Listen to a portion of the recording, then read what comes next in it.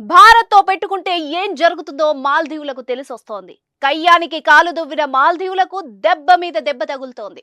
ప్రధాని మోదీని గెలికి భారీ మూల్యం చెల్లించుకుంటోంది.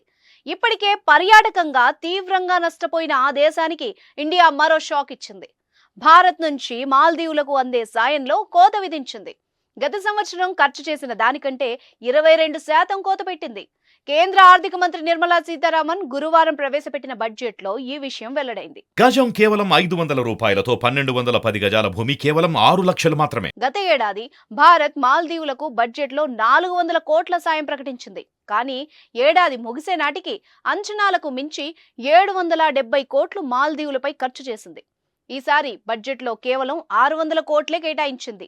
ఇరు దేశాల మధ్య ప్రస్తుతం కొనసాగుతున్న పరిస్థితుల నేపథ్యంలో మాల్దీవులకు అందించే నిధుల్లో కోత విధించడం చర్చనీయాంశమైంది.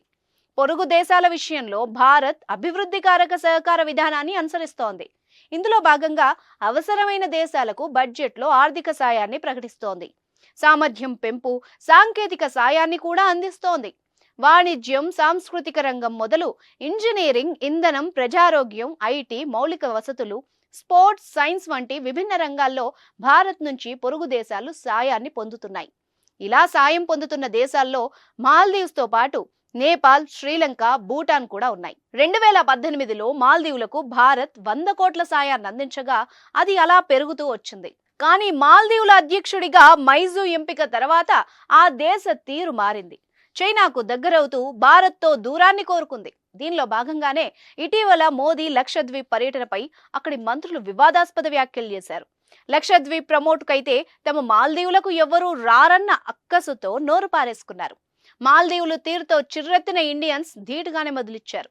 సోషల్ మీడియా వేదికగా భారత్కు బేషరతుగా క్షమాపణలు చెప్పాలంటూ డిమాండ్ చేశారు. అంతేకాక మాల్దీవులకు బుక్ చేసుకున్న టికెట్స్ ను సైతం క్యాన్సిల్ చేసుకుని లక్షద్వీప్ కు పయనమయ్యారు. మాల్దీవుల వైపు ఎవ్వరూ కన్నెత్తి కూడా చూడట్లేదు. ఇక క్రమంగా మాల్దీవులకు వెళ్లే భారతీయుల సంఖ్య రోజు రోజుకు తగ్గుతోంది. గతంలో అగ్రస్థానంలో ఉన్న భారత పర్యాటకుల సంఖ్య ప్రస్తుతం 5వ స్థానానికి పడిపోయింది.